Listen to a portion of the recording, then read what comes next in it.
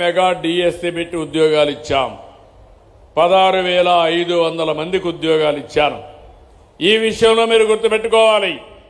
మనం 16,500 మందికి ఉద్యోగాలు ఇస్తే నేను పెట్టిన మొదటి సంతకం ఎన్ని ఇబ్బందులు క్రియేట్ చేయాలని ప్రయత్నం చేసినా, కోర్టుకు పోయినా అన్ని వెకేట్ చేపించి సంవత్సరం లోపల ఉద్యోగాలు ఇచ్చిన ఘనత ఈ ఎన్డీఏ ప్రభుత్వాన్ని.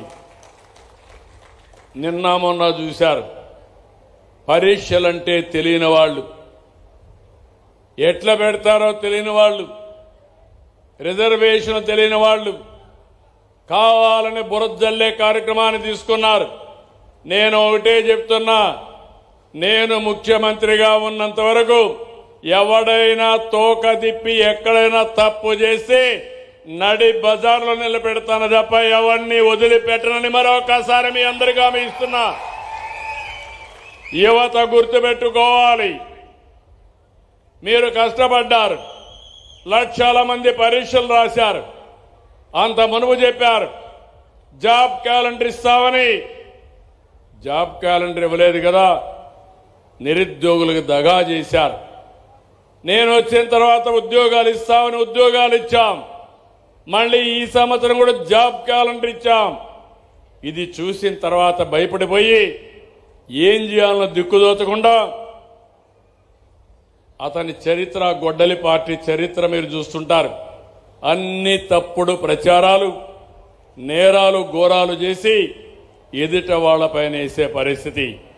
నేను ఎన్నోసార్లు చెప్పాను, మా అధికారులు చెప్పారు, మీరేసిన దానికి ప్రతి ఒక్కదానికి సమాధానం ఇచ్చారు.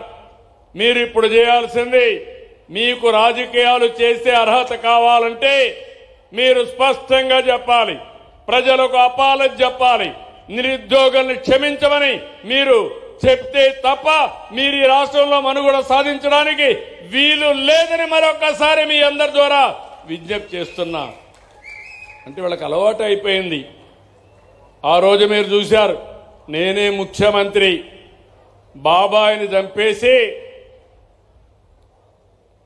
గుండెపోటుగా చిత్రీకరించి మరుసటి రోజు నా చేతిలో కత్తి పెట్టి నారాసుర రక్త చరిత్ర అని చెప్పిన వ్యక్తులు మామూలుగా ఇండ్రు. మీరు చీకొట్టారు. వెస్ట్ గోదావరి జిల్లాలో జీవితంలో ఒక్క సీటు కూడా గెలవరు వీళ్ళు. అలాంటి తీర్పునిచ్చారు.